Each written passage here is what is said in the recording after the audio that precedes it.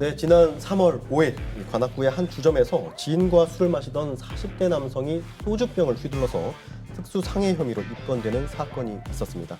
그보다 앞서서 지난해 11월에는요, 20대 남성이 친구에게 이 맥주병을 깨서 협박하면서 이 특수 협박 혐의로 입건되는 사건이 있었는데요. 이 경찰청 범죄 통계에 따르면 2021년 맥주병 또 소주병 같이 이런 유리병들을 흉기로 사용해서 발생한 범죄가 3,355건이나 된다고 합니다. 또 그중 3,146건이 폭력 범죄에 사용됐다고 합니다. 어떤 사건이었나요, 소장님? 예, 이 두 사건 둘 다 작년 3월 사건, 올해 작년 11월 사건 둘 다 이게 특수폭행, 특수협박 사건인데 예. 이게 위험한 물건, 흉기를 들게 되면 이제 특수자가 붙습니다. 예. 가중처벌되는 거죠. 이게 결국은 둘 다 지인이나 친구끼리 새벽까지 술 마시다가 이제 뭐 시비가 돼가지고 소주병으로 때리거나 또 소주병을 던져서 깨진 파편을 가지고 또 협박하거나 이런 사건들입니다. 네. 이렇게 실제 주취 상태에서 발생한 이 폭력 사건들 많습니까? 예, 그렇습니다.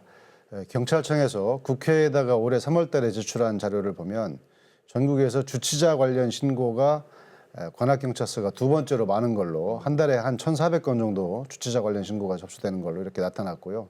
그중에서 대부분은 이제 주치자 보호조치 문제 이런 거지만 그중에서 이제 형사사건 중에서 이제 형사과에서 처리한 약간 폭력성 범죄라고 할 수 있는 상해나 폭력 또 재물손괴나 업무방해 이런 사건이 한 2,600건 정도 되는데 그중에서 한 857건이 주치 상태에서 벌어진 걸로 예. 한 33% 정도가 이제 폭력성 범죄의 33% 정도가 주치 상태에서 벌어졌다 이렇게 볼 수 있겠습니다. 근데 문제는 예. 이런 추세가 계속 이제 더 올해 코로나가 풀리고 날이 더워지면서 활동량이 좀 늘어나다 보니까 계속 더 늘어나고 있다라는 거죠. 올해 3월 말까지 발생한 이제 아까 말씀드렸던 그런 폭력성 범죄가 네. 796건이 발생했는데 이게 작년보다 한 30% 정도 늘어난 거고요. 그 중에서 주치자에 의한 범죄가 한 올해 304건이라서 한 40% 가까이가 이제 주치자 범죄가 되는데 이것도 작년에 비해서 비율도 한 6% 정도 높아져서 앞으로 날이 풀리면 더 이제 늘어나지 않을까 좀 걱정하고 있습니다. 지금 이제 말씀하신 게 어떻게 보면 주치자의 공무집행 방해라고 볼 수 있는데 이 통계를 좀 살펴보면 어느 정도 수준인지 궁금합니다. 맞습니다. 이게 사실 경찰관 입장에서는 예. 특히 야간에 발생하는 이 주치자 관련 신고 처리가 가장 힘든 사건 중에 하나입니다. 이 공무집행방해 사건이 작년에 보면은 한 130건, 130명 정도가 발생이 됐는데 이 중에서 보면 108명 정도가 예. 한 83% 정도가 다 이제 그 주치의 상태에서 벌어진 걸로 지금 보여졌고 예. 여성도 한 12명이 됐었고 피해자 중에서는 경찰관이 대부분이지만 이제 공무원이나 군인도 이 피해자인 경우가 있었습니다. 좀 더 이런 주치자에 대한 강화된 대응 전략이 필요해 보입니다. 소장님 어떻게 생각하시나요? 이 주치자 특히 주치자에 의한 폭력 문제는 이게 어제 오늘 일이 아니라 아주 구조적이고 고질적인 우리 사회의 아주 큰 문제라고 할 수가 있는데요. 제가 찾아보니까 뉴욕 타임즈나 이제 알자지라 같은 이런 해외 언론에서도 우리나라의 그 주치 폭력 문화에 대해서 세계 최악의 주치 폭력 이런 상황에 문제가 있다.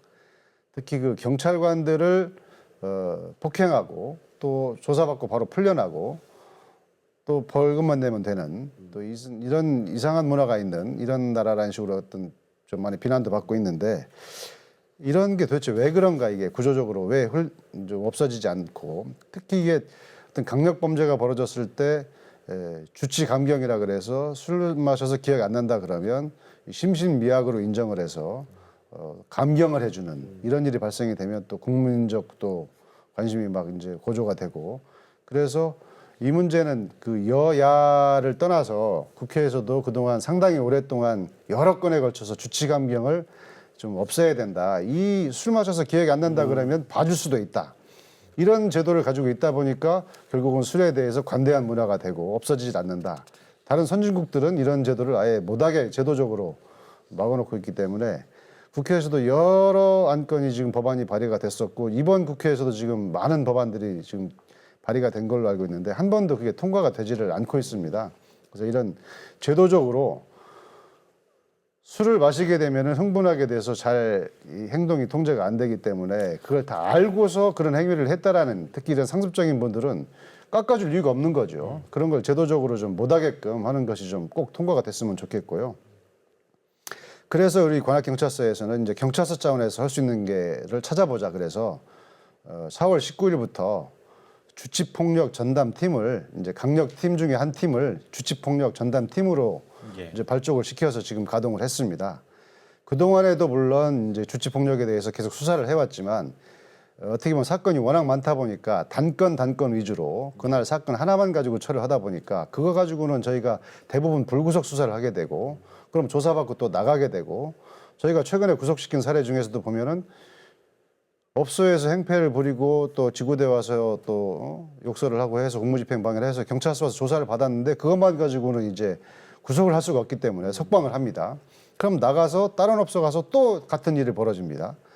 이런 일이 벌어지는 거에 대해서 한 건 한 건 처리하다 보니까 이게 계속 또 반복이 되는 이런 현상이 생겨서 이제 주치폭력 전담팀을 통해서 그렇게 단건으로 단면적으로 볼 게 아니라 그분이 그날 이 업소 말고 다른 업소에서 또 그랬는지, 공무집행방해도 또 그랬는지, 하루에 걸려있는 몇 번 일을 했는지, 또 수사 자료 조회 같은 걸 통해서 현재 이분이 관련 데에서 걸려있는, 계류되어 있는 사건이 또 뭐가 있는지, 또 범죄 경력 조회도 좀 잘 정확히 해서 현재 집행유예 기간인지, 누범 기간인지, 뭐 이런 등등을 여러 가지 종합적으로 좀 입체적으로 조사를 해서 재범 우려 등 상습성 이런 게 인정이 되면은 적극적으로 구속영장을 신청하겠다는 방침입니다. 네, 술에 간대한 우리 사회의 모습을 다시 한번 고찰할 볼 필요가 있다고 생각이 드네요.